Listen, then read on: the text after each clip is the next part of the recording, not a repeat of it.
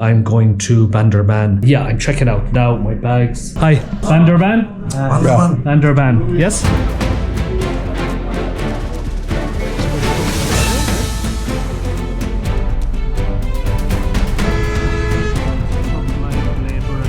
Patrol here, something I need to go and show my passport. I hope I'm allowed in.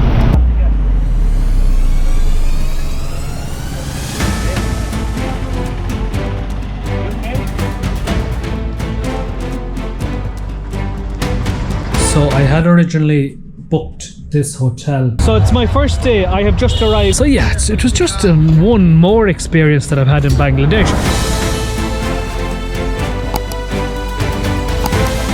Good morning everyone. Okay, so I'm checking out of my hotel here in Chittagong this morning. I'm going to Bandarban. So yeah, I'm gonna have a couple of nights there. Now I know I haven't got a permit or anything for to go further into. It's on the border as far as I know with Myanmar, and it's yeah, it can be dodgy enough for tourists, so you need a permit. But again, now I absolutely love it here, and anyone that's seen my videos so far knows how much I'm absolutely loving it here in Bangladesh. But it's just a little bit difficult. The staff in hotels, restaurants, everything are just so nice, so good. I've been treated absolutely, unbelievably by everybody. It's just been absolutely beautiful. But the official way of doing things is it's probably just a little bit slow. And yeah, I should have applied. Now I had looked before I left Ireland. I should have applied for permits, but I really didn't know what dates I'd be going to Bandarban. Or I like to kind of leave my schedule, you know, that I will always book 2-3 nights when I arrive, and maybe 2 or 3 nights in the next. I like to leave myself 3 days and not to book too far in advance, because like here now, this hotel, I just absolutely loved it. The city is just alive. It's just crazy, and I love walking around places like this. So I like to leave myself, you know, time where I can just book an extra night if I want to, or then if I don't like a place I can just move on, so I don't book too far ahead. So yeah, I really didn't know when I would be here in Bandarban, or when I would be going to Bandarban. So I've just booked one night, but I've just been checking buses and trains and that, so I can get directly from there then to Cox's Bazar, which I'm due to be there. God, I don't even know what day it is. Anyway, I can have 2 nights in Bandarban, and then I have 2 nights in Cox's Bazar, and then on to Sri Lanka. So yeah, I'm checking out now my bags. My bags are packed and ready to go. Now, some of you might have seen the last video I did. Mohammed here, he's the cleaner. I was chatting to him. I had a couple of really nice chats with him now over the last couple of days. I'm going to leave a little tip for Mohammed, because he was just so nice, and he seems to be very efficient at his job. So I'm just going to leave him. It's 500 taka. It works out at about €3.50 or something like that. But it might just be a little surprise for him when he opens my door. So okay, I'm going to go check out, and I'm going to go to Bandarban by bus. I've arrived here at the bus station. Yeah, I'm going to get my ticket now for Bandarban. But hi, Bandarban? Bandarban. Yes, how much? 230. 230. See, I'm not sure like if that's. It's aircon, no aircon, doesn't matter. It's okay. Aircon, hot aircon. What time? What time is the bus? 10 a.m. 10 a.m. with aircon. It's not hot anyway, so it doesn't matter. Your country? Ireland. Yeah. Permission for CTG District Commission? Yeah, it's okay. Don't worry. It's okay. So yeah, they're just asking me right away once I arrive here if I have permission. So they're asking me for my passport, and they probably say that they can give me permission, but they can't. So yeah, thank you. Yeah, so they're telling me that they can give me permission, but they can't. They will just, I don't know, charge me money and still won't get permission to go there. They can't really give me permission, so.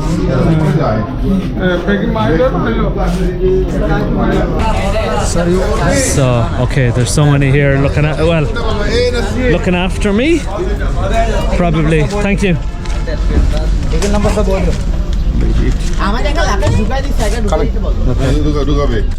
Okay, thank you. Okay, it looks pretty comfortable anyway.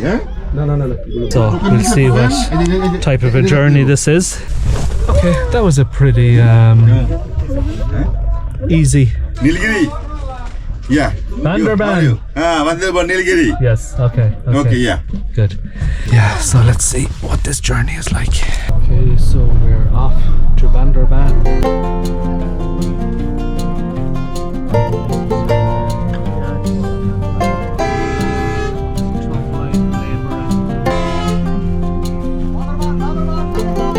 Obviously another pickup area.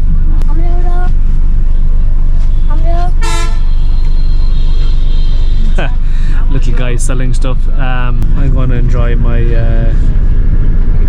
travel journey, and we will see what happens along the way and when I get there. Okay, so there's some sort of a patrol here, something I need to go and show my passport. So I hope I'm allowed in. So I'm not sure what's happening.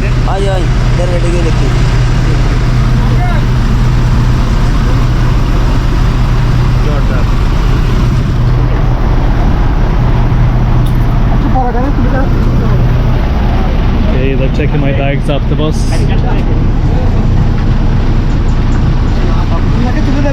Stay here? Okay, so they've taken my bags off the bus. I don't have a permit to get in, so I'm not sure if that's what this is about.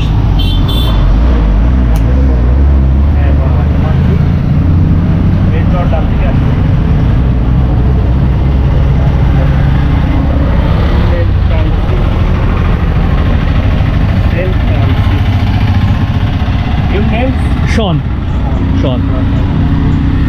হ্যাঁ শোনাই ওই জর্ডানে একটা মানে বিদেশে আসছে আর কি পুরো গাড়ি করে permission letter No. No permission letter নাই বলে Okay, so he's asking me if I have permission. But I was told that I can go to Bandarban town, so visa yeah.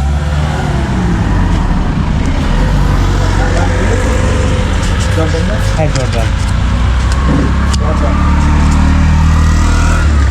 But I can go to Bandarban town. Okay. Okay.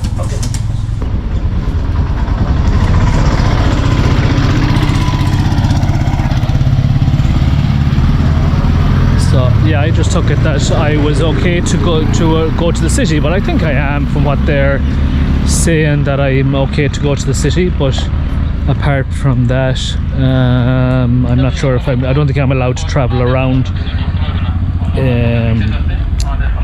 because of fear of kidnapping or whatever. Okay, so I'm here at the checkpoint in Bandarban, and they have denied me entry into Bandarban. I've made a reservation. Like, even though I've seen videos of I know there's I think they're German couple that entered Bandarban. Now I know they weren't allowed in certain areas, but they did enter the city because I've seen their videos. That's why I came here, because I've seen their videos before I arrived. So yeah, one of them wants to talk to me now. Okay, so I'm on a local bus on the way to Bazar. Yeah, I got refused entry, so they just would not let me in. So I've got a 3-hour journey ahead of me. All I can do is just wait, hope I can. The hotel that I booked, like, I'm meant to be there in 2 days' time, but hopefully the hotel will allow me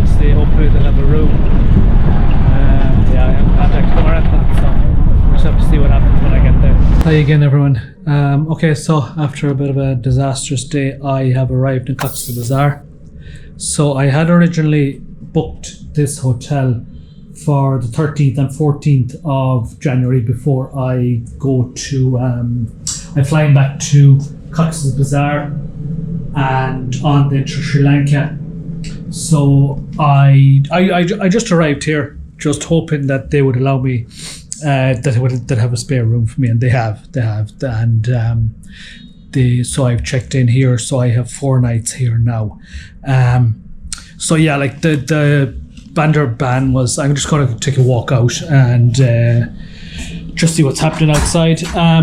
So Bandarban was an absolute disaster. I just couldn't get through. They would not allow me in, and it's understandable. I knew that there were a lot of restrictions. Yeah, I just thought I had watched videos online, and in particular there's a couple from I think they're Eastern European, or maybe they're from Germany, but I know I had watched videos online, if I can remember now. This is a bit of a maze, and the guy showed me to my room. It's actually a really nice place here. There's music outdoors. They were telling me at reception there's music from about 6:30 to I think to 11 or 11:30 every night. So it's a really nice place. It's really nice. But yeah, there is where Bandarban is situated, it's just really difficult. Oh, here's my elevator. It's just really difficult to get in. You just have to have a permit. The police and the army stopped me first of all. They asked for my permit. I said I didn't have one. So they took me into an office and they just told me wait. So I waited, and this is the reception area here. That's actually really beautiful. It's a really nice hotel. So hi, this is my friend that brought my bag to the room earlier. So yeah, it's just it's a really nice place, and there's an outdoor seating area here where you can have dinner, and there's music. Yeah, there's music. This is where the music is. But so they took me into an office, and they brought in a guide. They brought in a local guide, and he was saying to me that I needed permission. So I said yeah, that I knew I did, but that I didn't think. I thought that I could just go to Bandarban city and just travel around there, but not go too far in. Like, I know you can go hiking and all that, and there's a beautiful lake there, so I knew you could do that, but you weren't allowed without a permit there. So that's what I thought. I could just go there, and I know there's a beautiful Buddhist temple there as well, so I just wanted to go to see things like that. But they said no, I'm not allowed at all anywhere near the city. Yeah, so they just told me I wasn't allowed. So I told him, the guide, about these videos that I had seen. I said, well, why are there some foreigners allowed in? He said, no, there's nobody allowed in without a permit. So he said, show me this video, and I showed him, and he said, oh no, this is fake video. We know this person. He has got us in trouble. But like, the video does show them, himself and his wife, inside of this restricted area, and he's actually saying to camera how it's so difficult, and that the government needs to change their stance, and they need to allow more tourists in. But then again, I know there was a lady actually shot dead there. I'm not sure when, but it was recently enough, so I know there was a lady shot dead there. So it's understandable. They're taking precautions. So anyway, the guy just literally said, well, no, you can't get in without a permit. So I said to him, okay, well, there's been one pretty bad video already about how it's so difficult to get into Bandarban. I said to him, so now there's going to be a second one from me. So I asked him where could I use the toilet, and I just went out and I used the toilet. I came back and I was standing outside and I started to film a video. Said I'd probably post it, I don't know if I will or not, just a short little video saying that I'm not allowed in.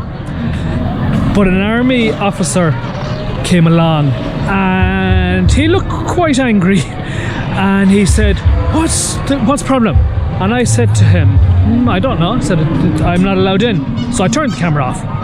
He told me to come into the office, sit down. So he was fairly stern. He was fairly stern now to start with.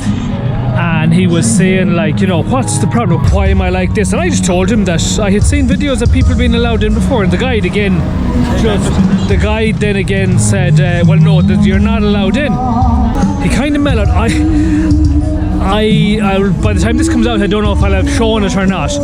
But when I went to the village, a news crew, those news crews and journalists arrived to interview me, to ask me why I was in. Just, curious. I'm the first European guy that's ever been to this little village where Bazar lives, the guy that helps me out with my YouTube channel. So they did videos about it. So I took out the video. I thought, okay, I need to play a card here. So I took out the video and I showed the officer this video, and he started to smile. So he started to soften a little bit. So then he just sat back and he said, okay, well, why are you here? I said to him, look, I just want to see the country. It's a beautiful country, and I just want to experience as much of the country as I can. So he said to me then, I don't know how it went to this, but he said to me, what's your national poet? And I said to him, from Ireland. I said, well, W.B. Yeats. So this was the most surreal thing about it. He started to quote poetry to me. Like, this is an army officer sitting across from me, and I was a little bit scared of him first when he sat down because he was so stern. But he starts quoting all this poetry to me, like for Irish poets, English poets. I start telling me how he absolutely loves literature, and he went to college and all this. Someone who wants to say hello? Hello. Hi. Hi. How are you? I'm fine. What's your name? What's your name? My name is Rubiul Hassan. Oh, say that again. Your name is? Rubiul Hassan. Rubiul Hassan. Nice to meet you. What are you doing? Is this your stall? Yeah. You're selling cha? Chattogram. Okay. So it's my first day. I have just arrived in Cox's Bazar. My first day here. Yeah, so I'm just taking a walk around and I'm doing a video. We'll get my first subscriber from Cox's Bazar. You can get, that's my channel. That's at my traveling story. Yes. Okay? So you subscribe. Okay, thank you. Nice to meet you. Bye. Okay, so my first subscriber from Cox's Bazar. But yeah, this tough army officer started quoting poetry to me in this office, and it was crazy. So he was telling me that before his army, he studied. He just said that he absolutely loves literature, and he studied so many poets.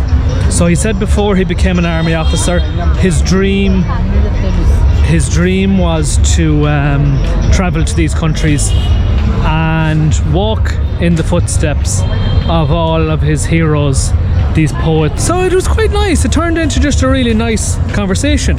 And he actually looked at the guide, and he as much as to say, well, can we let him in? But the guide just said basically no. Well, he did say that if I wanted to wait around, that he might be able to fast track permission, and I might be able to get it by 24 hours. So we'll say, even if I did, I would still have had to find a hotel, somewhere near there. But they were sending me to they said, look, you can get a bus to either Cox's Bazar, which was a 3-hour journey, or I could go back to Chittagong, which was another 1.5 hours back, and then I'd have to come back again tomorrow. So like it'd be at least midday at the earliest before the permission came through, and then I had to be in Cox's Bazar by the day after tomorrow anyway, so it just wouldn't have been worth it. So actually this Chinese guy arrived while I was there. Same with him. He had a letter with him saying that he had permission. So he was there, he came in, there was another guide with him. So there was a few guys There's a few people actually, a few stalls down here, so I might just go for a walk. There was a few people now around when he was there. I think he had a guide and he had a driver. It was a bit noisy. It started to get a bit noisy in the office. So the officer just said to me, okay, come outside. So I went outside with him, look, and he started talking, he again quoting poetry and talking about religion and all that and what's happening in the world and everything. But you know, he was just, at the end, I know he's an army officer, but he was just a really normal, ordinary guy, just a really, really nice chap. And he said, you know, he just basically said, there's nothing else I can do for you. So I just thanked him. I thanked him, and I just said to him, you know, I said, you know, one day I hope your dream comes true, that you can. And he actually got a little bit emotional, and he just shook my hand and he just walked away. But I could see that he was a little bit emotional. But it was such a strange experience. But just again, another experience I've had here in Bangladesh, and it's just. Hello, hi. How are you? Good. That's good. Nice. Bazar. Beautiful, yeah. So yeah, it was just one more experience that I've had in Bangladesh. If it was up to him, when he sat down in his chair, first of all, he would have ripped my head off. And then when he mellowed, he would just have allowed me in. Absolutely no questions asked. But it was just another strange experience since I've got here. But anyway, that's the story. I'm just going to hang around Cox's Bazar for a few days. Now actually Bazar has said that he's going to come and join me here. So that'll be nice. He's going to come not tomorrow, no, the day after tomorrow. He was to come and meet me when I was originally meant to be here. So yeah, he's going to come and meet me. So we'll just do a few videos around Cox's Bazar. And yeah, I've obviously 2 days extra now than what I thought I would, or well, not even. I just have 1.5 days, I suppose, by the time I arrive now this evening. So as usual, I'll just see what happens, and yeah, sure, I'll do a full video from Cox's Bazar tomorrow. So yeah, it is a little bit bizarre that I'm in Cox's Bazar.